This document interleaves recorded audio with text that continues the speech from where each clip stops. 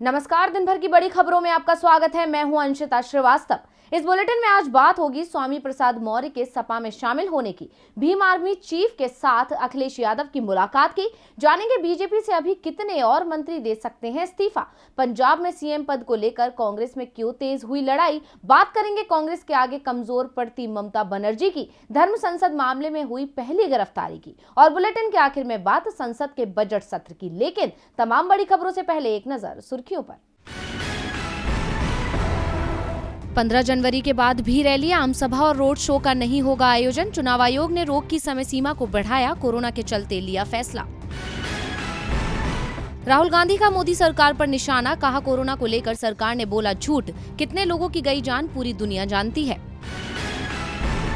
Africa को उसके घर हराने में चूका भारत। केप टाउन टेस्ट में मिली 7 विकेट से हार। टेस्ट सीरीज अफ्रीका ने 7 विकेट से जीती। मामूली गिरावट के साथ बंद हुआ शेयर बाजार। सेंसेक्स 12 अंकों की गिरावट के साथ 61,223 पर हुआ बंद। निफ्टी 2 अंकों की कमजोरी के साथ 18,256 पर हुआ बंद। तो अब सुर्खियों के बाद बात आज की सबसे बड़ी खबर की। यूपी में बीजेपी के मंत्री और विधायक इस्तीफा देने के लिए कतार में लगे हुए हैं, तो समाजवादी पार्टी में शामिल होने के लिए उसके दफ्तर में बीजेपी सहित तमाम दूसरी पार्टियों के दिग्गज दस्तक दे रहे हैं। आज बीजेपी के कई विधायक साइकिल पर सवार हो गए। कौन कौन हुआ सपा में शामिल, देखिए ये रिपोर्ट। उत्तर प्रदेश में विधानसभा चुनाव से पहले भारतीय जनता पार्टी को लगातार झटके लग रहे हैं। उसी कड़ी में आज बीजेपी के कई नेता समाजवादी पार्टी में शामिल हो गए। सपा में शामिल होने वाले नेताओं में स्वामी प्रसाद मौर्य, धर्म सिंह सैनी, ब्रजेश प्रजापति, भगवती प्रसाद सागर, मुकेश वर्मा, रोशनलाल वर्मा, विनय शाक्य का नाम शामिल है। इसके अलावा अपना दल के भी चौधरी अमर सिंह, यूसुफ अली, नीरज मौर्य, हरपाल सैनी भी सपा में शामिल हो गए। बलराम सैनी, राजेंद्र प्रताप सिंह पटेल, अयोध्या प्रसाद पाल, वंशी सिंह अमरनाथ सिंह मौर्य, प्रदीप चौधरी भी साइकिल पर सवार हो गए हैं। दावा किया जा रहा है कि मंत्री पद छोड़ने वाले दारा सिंह चौहान 16 जनवरी को अपने समर्थकों के साथ सपा की सदस्यता लेंगे। जिन नेताओं ने आज सपा का दामन थामा, उनमें मुख्य रूप से जो नाम शामिल हैं: भगवती सागर विधायक बिल्हौर कानपुर, विनय शाक्य विधायक बिधूना औरैया, रोशनलाल वर्मा तिलहर शाहजहांपुर, मुकेश वर्मा बागी विधायक शिकोहाबाद, ब्रजेश कुमार प्रजापति विधायक तिंदवारी बंदा, चौधरी अमर सिंह विधायक शोहरतगढ़ अपना दल एस, अली यूसुफ पूर्व विधायक, राम भरती पूर्व मंत्री, नीरज मौर्य पूर्व विधायक, हरपाल सैनी पूर्व एमएलसी मेरठ, बलराम सैनी पूर्व विधायक मुरादाबाद, राजेंद्र प्रताप सिंह पूर्व विधायक मिर्जापुर, विद्रोही मौर्य पूर्व राज्य मंत्री, पदम सिंह मुख्य सुरक्षा अधिकारी, बंसी सिंह पहाड़िया पूर्व विधायक, अमरनाथ मौर्य अध्यक्ष सहकारिता बैंक। वहीं पूर्व कैबिनेट मंत्री मौर्य ने कहा कि आज का दिन भारतीय जनता पार्टी के अंत का इतिहास लिखने जा रहा है। मौर्य ने कहा कि आज बीजेपी के बड़े नेता जो कुंभकर्णी नींद सो रहे थे, जिनको कभी नेताओं, विधायकों और सांसदों से बात करने का वक्त नहीं मिला था, आज उनकी नींद हराम हो गई है। उनको नींद ही नहीं आ रही है। बीजेपी के कुछ लोग कहते हैं 5 साल तक इस्तीफा क्यों नहीं दिया। कुछ लोग ये भी कहते हैं कि बेटे के चक्कर में बीजेपी छोड़ी। मैं ऐसे लोगों से कहना चाहता हूँ कि बीजेपी के लोगों ने दलितों, पिछड़ों, अल्पसंख्यकों और मजलूमों की आंख में धूल झोंककर सत्ता हासिल की थी। इसके अलावा मौर्य ने कहा कि जिसका मैं साथ छोड़ता हूं, उसका कहीं अता पता नहीं रहता है। पूर्व सीएम मायावती इसकी मिसाल हैं। उन्होंने कहा कि मैं जब बसपा में था वह नंबर 1 थी, बीजेपी नंबर 3 पर थी। मैं बीजेपी में गया तो वो नंबर 1 पर चली गई। मौर्य ने कहा कि 10 मार्च को जब परिणाम आएंगे तो बीजेपी फिर से साल 2017 के पुराने आंकड़े पर पहुंच जाएगी। वहीं पूर्व सीएम अखिलेश यादव ने कहा कि बीजेपी गरीबों की जेब काटकर अमीरों की तिजोरी भर रही है। उन्होंने कहा जनता परिवर्तन चाहती है। अब अखिलेश यादव ने तो जीत का दावा कर दिया, लेकिन उनका ये दावा कितना सच साबित होता है, ये तो चुनाव के नतीजे बताएंगे। स्वामी प्रसाद मौर्य अब समाजवादी हो गए। मौर्य के आने से सपा का ओवीसी वोट मजबूत हुआ है, तो अखिलेश ने अब मायावती के वोट बैंक में सेंधमारी की तैयारी शुरू कर दी है। पश्चिमी यूपी में दलितों के बीच बीएसपी की तरह भीम आर्मी की भी मजबूत पकड़ है और अखिलेश यादव अब भीम आर्मी को भी अपने गठबंधन में शामिल कर रहे हैं। तो क्या है अखिलेश की रणनीति, देखिए ये रिपोर्ट। उत्तर प्रदेश चुनावों में समाजवादी पार्टी सत्ताधारी बीजेपी को कांटे की टक्कर देती नजर आ रही है। लगातार नई नई पार्टियों के साथ गठबंधन कर खुद को मजबूत करने की जुगत में लग गई है, जिससे इस बार बीजेपी के लिए जीत की राह कठिन होती नजर आ रही है। ऐसे में उत्तर प्रदेश चुनाव में तमाम उठापटक के बीच एक बार फिर से चंद्रशेखर आजाद और अखिलेश यादव की मीटिंग हुई। दावा किया जा रहा है कि चंद्रशेखर को अखिलेश यादव अपने गठबंधन में शामिल करने की तैयारी कर चुके हैं। उन्हें सहारनपुर से चुनाव लड़ने का ऑफर दिया गया है। भीम आर्मी का यहाँ जबरदस्त प्रभाव भी है। दलितों युवाओं में चंद्रशेखर की लोकप्रियता मायावती से भी ज्यादा बताई जाती है। ऐसे में बीजेपी के अलावा ये गठबंधन मायावती के कोर वोट को भी प्रभावित करेगा। यानी ये गठबंधन कर सपा ने एक तीर से दो निशाने लगाने की कोशिश की है। आपको बता दें कि चंद्रशेखर की आजाद समाज पार्टी का पश्चिम यूपी के बॉर्डर जिलों में अच्छा प्रभाव माना जाता है। इनमें सहारनपुर, बिजनौर, बुलंदशहर और हाथरस जिले प्रमुख हैं। इसके अलावा युवाओं में चंद्रशेखर के क्रेज को देखते हुए समाजवादी पार्टी एक साथ कई सीटों पर अपनी दावेदारी मजबूत कर ले जाएगी। आपको बता दें कि यहाँ पर बीजेपी पश्चिमी यूपी में खुद को मजबूत करने की जुगत में लगी हुई थी। दरअसल यूपी में कुल 86 रिजर्व सीटें हैं। ऐसा मानना है कि इन सीटों पर अगर दलितों के साथ एक वर्ग का वोट गंभीरता से जुड़ जाए तो बड़ा वोट बैंक उस पार्टी के साथ आता है। ज्यादा रिजर्व सीट जीतने वाला सियासी दल अपनी सरकार बना लेता है। 2007 के विधानसभा चुनावों में रिजर्व 61 सीट बीएसपी ने जीतकर सरकार बनाई थी। 2012 के चुनाव में एसपी ने 58 सीटें जीतकर सरकार बनाई। 2017 के विधानसभा चुनाव में बीजेपी ने 69 सीटें जीतकर सरकार बनाई थी। 2017 में सहारनपुर में हुई जातीय हिंसा के बाद चर्चा में आई भीम आर्मी और उसके मुखिया चंद्रशेखर की नजर अब सियासत में किस्मत आजमाने उतर रही है। पिछले साल बुलंदशहर में हुए उपचुनाव में आजाद समाज पार्टी ने अपना उम्मीदवार उतारा था, जो सपा रालोद को पीछे छोड़ते हुए तीसरे नंबर पर था। ऐसे में अब चंद्रशेखर के अखिलेश के साथ आ जाने से सपा और मजबूत हो गई है। फिलहाल अखिलेश यादव छोटे दलों को जोड़कर जातीय वोटों के गठजोड़ की गणित मजबूत करना चाहते हैं। ऐसे में चंद्रशेखर का साथ मिलने से सपा को दलित और मुस्लिम दोनों ही वोटों का फायदा होने के आसार हैं, जो बीजेपी के लिए बड़ी चुनौती है। भीम आर्मी के साथ गठबंधन होने के बाद सपा को दलितों का बड़ा वोट मिल सकता है, खास तौर पर पश्चिमी यूपी में है, जहां सपा आरएलडी से गठबंधन कर पहले ही मजबूत दिखाई दे रही है। ऐसे में भीम आर्मी का साथ मिलकर सपा और मजबूत हो जाएगी। तो दूसरी ओर बीजेपी में भगदड़ थमते नहीं दिख रही है और दावा किया जा रहा है कि करीब योगी सरकार के 10 मंत्री सपा में शामिल होने की तैयारी कर रहे हैं। 2017 विधानसभा चुनाव में बीजेपी ने यूपी की सत्ता पर कब्जा किया था, लेकिन इस बार ऐसा होने के आसार कम नजर आ रहे हैं, क्योंकि चुनावों के ऐलान के बाद से बीजेपी में भगदड़ मच गई है, जो कि बीजेपी को भारी नुकसान पहुंचा सकती है। अब बीजेपी आलाकमान पार्टी में हुई इस हलचल से पहले ही परेशान है, लेकिन इसी बीच शिवसेना सांसद संजय राउत ने बड़ा दावा करते हुए बीजेपी की टेंशन बढ़ा दी है। उन्होंने कहा कि 10 और मंत्री योगी सरकार से इस्तीफा देंगे। ये हवा किस ओर बह रही है, आप समझ लीजिए। दरअसल उत्तर प्रदेश चुनाव में शिवसेना भी उतर रही है। शुक्रवार को शिवसेना सांसद एवं पार्टी प्रवक्ता संजय राउत ने भाजपा विधायकों के इस्तीफे पर बयान दिया। उन्होंने कहा, इस्तीफों का आंकड़ा बढ़ता जाएगा, ये तो शुरुआत है। मेरी जानकारी है कि 10 मंत्री और इस्तीफा दे सकते हैं। जब अपने प्रमुख मंत्री ही छोड़कर जा रहे हैं तो समझ लीजिए कि हवा किस दिशा में जा रही है। संजय राउत ने आगे कहा, मैंने कहा था कि ये इस्तीफों का आंकड़ा बढ़ता जाएगा। आप देखिए, 5 साल से लोग दबाव में काम कर रहे थे। वैसे काम तो कुछ नहीं हुआ है, सिर्फ इवेंट हुआ है। देश के लोगों के जो सवाल थे वो तो वैसे ही हैं। 80% बनाम 20% कहने से वोटों का ध्रुवीकरण हो सकता है, लेकिन देश का विकास नहीं हो सकता। लोग परिवर्तन चाहते हैं और जब मंत्री ही छोड़कर जा रहे हैं तो आप समझ लीजिए कि हवा किस ओर बह रही है। आपको बता दें कि शिवसेना उत्तर प्रदेश विधानसभा चुनाव में 50 से ज्यादा सीटों पर चुनाव लड़ेगी।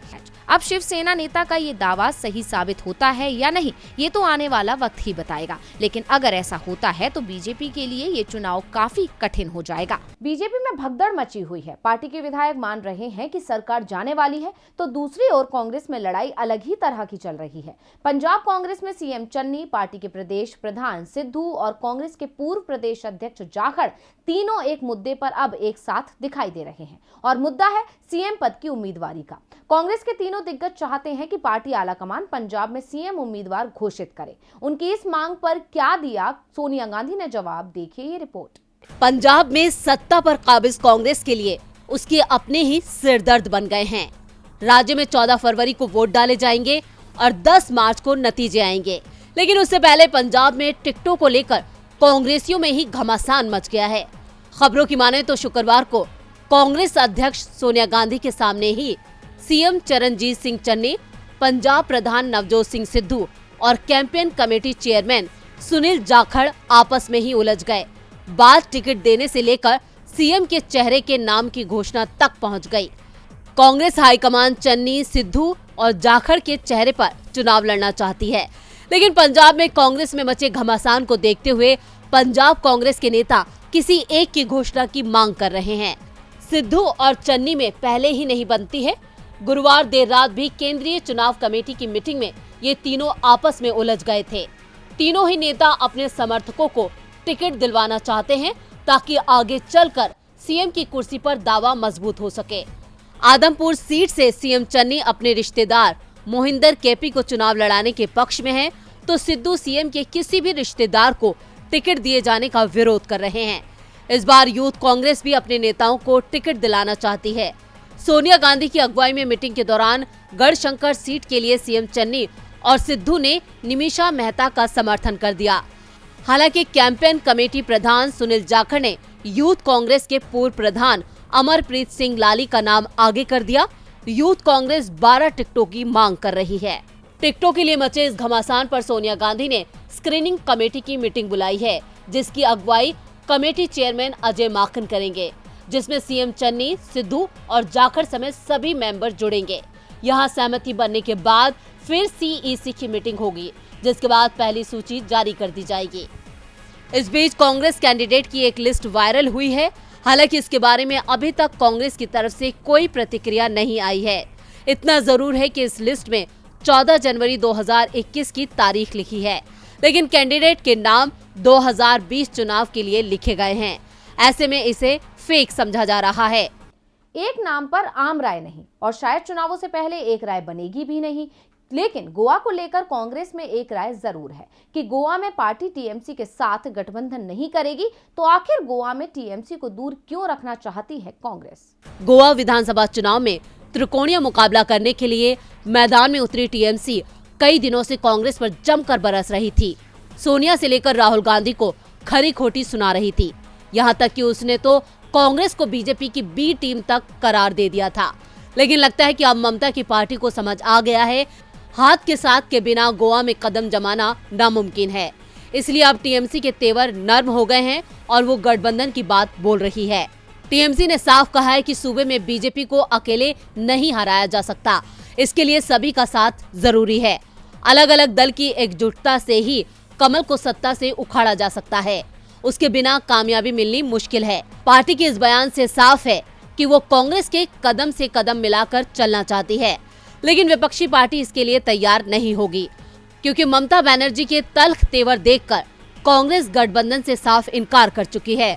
पिछले दिनों वरिष्ठ नेता केसी वेणुगोपाल ने कहा था कि गोवा विधानसभा चुनाव से पहले ममता बनर्जी की तृणमूल कांग्रेस के साथ गठबंधन की किसी भी तरह की कोई गुंजाइश नहीं है।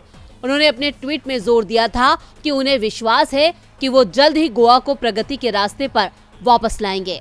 वहीं पार्टी नेता दिनेश आर गुंडू राव ने भी कहा था कि टीएमसी के गोवा में राजनीतिक प्रयास बीजेपी को नहीं बल्कि कांग्रेस को नुकसान पहुंचाने के लिए थे। टीएमसी ने हमारे विधायकों को खरीद लिया है, अब उन्हें सीट दिलवाने के लिए हमारे साथ गठबंधन करना चाहती है, लेकिन हम किसी की बातों में नहीं आने वाले। गोवा में हमारी पार्टी खुद के दम पर सरकार बनाएगी। कांग्रेस के इन बयानों से साफ है कि वो ममता के साथ आने को तैयार नहीं है। अब देखना होगा कि इस इनकार के बाद आखिर गोवा की सियासत में क्या मोड़ आता है। कांग्रेस की टीएमसी से नाराजगी की सबसे बड़ी वजह है ममता की रणनीति। ममता केंद्र में कांग्रेस का नेतृत्व स्वीकारने को तैयार नहीं है और गोवा में तो वो कांग्रेस के नेता तोड़कर ही टीएमसी को मजबूत करने की कोशिश कर रही है। ऐसे में कांग्रेस ने भी अब ममता से दूरी बना ली है। एक और देश में चुनावी शोर मचा हुआ है, तो एक और मामला इस समय सुर्खियों में बना हुआ है और वो है धर्म संसद का। इसे लेकर विपक्ष सवाल उठा रहा था और अब धर्म संसद पर कार्रवाई शुरू हो गई है। हरिद्वार धर्म संसद में अल्पसंख्यक समुदाय के खिलाफ हेट स्पीच देने के मामले में पुलिस ने गुरुवार को पहली गिरफ्तारी की। पुलिस ने वसीम रिजवी उर्फ जितेंद्र नारायण त्यागी को गिरफ्तार किया है। इस मामले में ये पहली गिरफ्तारी है। हेट स्पीच मामले में दर्ज प्राथमिकी में 10 से ज्यादा लोगों के नाम हैं। उत्तराखंड पुलिस ने यति नरसिम्हानंद और एक अन्य आरोपी साध्वी अन्नपूर्णा को नोटिस जारी कर पेश होने को कहा है। सुप्रीम कोर्ट ने बुधवार को उत्तराखंड सरकार को इस मामले में की गई कार्रवाई पर 10 दिनों के भीतर एक हलफनामा प्रस्तुत करने का निर्देश दिया था। जिसके बाद मामले में पहली गिरफ्तारी हुई है। इस गिरफ्तारी में भड़के यति नरसिम्हानंद ने पुलिस अधिकारियों से कहा, तुम सब मरोगे। गौरतलब है कि हेट स्पीच देने के आरोपियों में यति नरसिम्हानंद भी शामिल हैं। इस मामले का एक वीडियो सोशल मीडिया पर शेयर हो रहा है, जिसमें पुलिस अधिकारी त्यागी को हिरासत में लेने के वक्त कार में बैठे यति नरसिम्हानंद अधिकारियों से पूछते दिख रहे हैं कि त्यागी को क्यों गिरफ्तार किया जा रहा है। अधिकारियों ने समझा कि त्यागी के खिलाफ दर्ज मामलों के सिलसिले में उनकी गिरफ्तारी की जा रही है। इस पर नरसिम्हानंद ने कहा, मैं तीनों मामलों में उनके साथ हूँ, क्या उन्होंने अकेले ऐसा किया? अधिकारियों ने नरसिम्हानंद से कार से बाहर निकलने के लिए कहा ताकि वो गिरफ्तारी की प्रक्रिया को आगे बढ़ा सके। हालांकि नरसिम्हानंद अपनी बात पर अड़े रहे। अधिकारी उनसे कहते हैं कि त्यागी स्थिति को समझ रहे हैं। इस पर नरसिम्हानंद ने जवाब देते हुए कहा, वे हमारे समर्थन से हिंदू बन गए हैं। आपको बता दें कि उत्तर प्रदेश शिया सेंट्रल वक्फ बोर्ड के पूर्व अध्यक्ष वसीम रिजवी ने पिछले महीने हिंदू धर्म ग्रहण कर लिया था और उनका नाम जितेंद्र सिंह नारायण त्यागी रखा गया है। त्यागी की गिरफ्तारी से नाराज नरसिम्हानंद ने पुलिस वालों से कहा, तुम सब मरोगे। धर्म संसद मामले में पहली गिरफ्तारी तो हो गई है, देखना होगा कि आगे और कितने लोग सलाखों के पीछे जाते हैं। और बुलेटिन के आखिर में बात संसद के बजट सत्र की। देश में कोरोना की रफ्तार फिर तेज हो गई है। एक दिन में 2.5 लाख से ज्यादा मामले सामने आने लगे हैं और जल्द ही ये संख्या 3 लाख के आंकड़े को भी पार कर सकती है। विशेषज्ञ तो इस बार दूसरी लहर से ज्यादा मामले सामने आने की बात कह रहे हैं। ऐसे में सवाल संसद सत्र को लेकर उठ रहे थे। संसद का बजट सत्र शुरू होने वाला है और इसे टाला भी नहीं जा सकता। ऐसे में सवाल था कि बजट सत्र छोटा किया जाएगा या फिर इसे देर से बुलाया जाएगा, और आज इन सभी सवालों के जवाब सरकार की ओर से मिल गए हैं। तो कब से शुरू होगा बजट सत्र, देखिए ये रिपोर्ट। संसद के बजट सत्र की तारीखें तय हो गई हैं। बजट सत्र हमेशा की तरह 2 चरणों में होगा। पहला चरण 31 जनवरी से शुरू होकर 11 फरवरी तक चलेगा। वित्त मंत्री निर्मला सीतारमण 1 फरवरी को वित्तीय वर्ष 2022-23 का बजट पेश करेंगी। 5 राज्यों में इस दौरान चुनाव प्रचार अपने चरम पर पहुंच चुका होगा। ऐसे में उम्मीद है कि बजट लोक लुभावन होगा। 11 फरवरी से फिर 31 दिन का अवकाश रहेगा और फिर 14 मार्च से बजट सत्र का दूसरा चरण शुरू होगा, जो 8 अप्रैल तक चलेगा। बजट सत्र का दूसरा चरण शुरू होने से पहले ही यूपी सहित 5 राज्यों के चुनाव नतीजे भी सामने आ जाएंगे और इन नतीजों का असर संसद सत्र में दिखाई देगा। बजट सत्र कैसे चलाया जाएगा, सांसदों के बैठने की क्या व्यवस्था होगी, इस पर अभी तस्वीर पूरी तरह से साफ नहीं है। इसे लेकर लोकसभा अध्यक्ष और राज्यसभा के सभापति 25 या 26 जनवरी को एक बैठक करेंगे, जिसके बाद संसद की कार्रवाई को लेकर तस्वीर पूरी तरह से साफ हो सकती है। क्योंकि अगर कोरोना संक्रमण की रफ्तार बढ़ती रहती है, सत्र को 2 हिस्सों में आयोजित किया जा सकता है। सुबह के सत्र में राज्यसभा और दोपहर के सत्र में लोकसभा की कार्रवाई चल सकती है, या फिर दोनों सत्र परंपरा के अनुसार एक साथ ही चलाए जा सकते हैं। सरकार की चिंता तेजी से बढ़ रहे कोरोना संक्रमण को लेकर बनी हुई है। 9 जनवरी तक करीब 400 कर्मी कोरोना संक्रमित थे, लेकिन बुधवार को ये आंकड़ा 700 के पार चला गया था। पिछले 3 दिनों में ही करीब 43% की वृद्धि इन आंकड़ों में हुई है। संक्रमित मरीजों में लोकसभा और राज्यसभा दोनों ही कर्मचारी शामिल हैं। बताया जा रहा है संक्रमित लोगों में 200 कर्मचारी राज्यसभा के हैं, बाकी लोकसभा और अन्य विभागों से जुड़े बताए जाते हैं। इस वक्त संसद के 1/3 कर्मचारियों को घर से काम करने की अनुमति दी गई है। ऐसे में बड़ी संख्या में संसद के कर्मचारियों का कोरोना संक्रमित होना चिंता का विषय है। तो आज इस बुलेटिन में बस इतना ही। देखते रहिए डीवी लाइव। नमस्कार।